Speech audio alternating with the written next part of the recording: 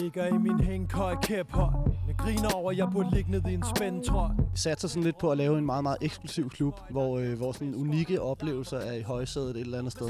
Derfor så har vi også startet med at få et band ind, som i sig selv på en eller anden måde er unikt, i og med, at de ikke rigtig optræder længere. Og i den konstellation, som det bliver sammen med Jarl Friis Mikkelsen, så bliver det ekstra unikt.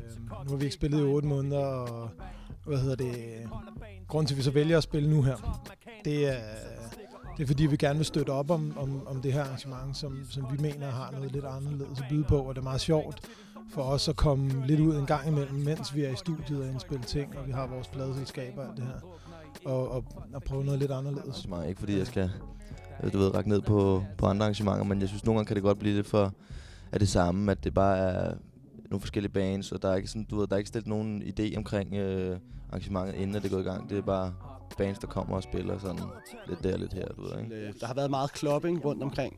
Vi prøver sådan at inkorporere et show med efterfølgende clubbing.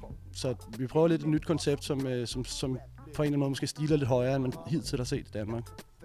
Ligesom jakkeren fra min kasket ned til mine sokker. Vi plejer ikke at rulle ud med de store fyrværkeribomber, og det er lidt svært at lave det store sceneshow herinde, men altså, vi har nogen, der hedder 2D, som er nogen, der laver noget grafik, og det har vi aldrig prøvet før. Vi plejer altid bare at have et bagtæppe bagved.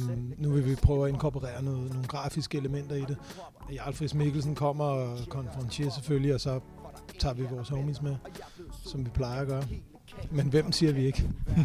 Nej, men de der 2D-folk der, de er sådan ude på at lave Jazzhouse lidt om, fordi selvom det er et meget fedt rum, som det er i forvejen, så prøver de sådan lidt at skabe et nyt rum i rummet.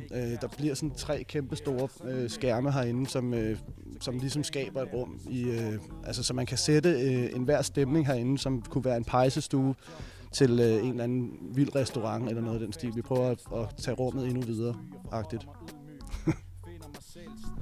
Kold rappende, store plappende, til en baster skal det ud i pappene.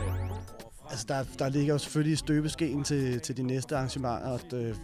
Vi kan godt løfte sløret for, at Johnson han kigger forbi på et tidspunkt, og en af de andre tabudrenge, Jeppe Rap, han kommer også med noget nyt og spiller lidt par numre der. Ellers så har vi prøver også sådan lidt at se en lille smule skandinavisk på det, så måske kommer der nogle svenske folk og sådan noget, men mere er der ikke sikkert lige nu.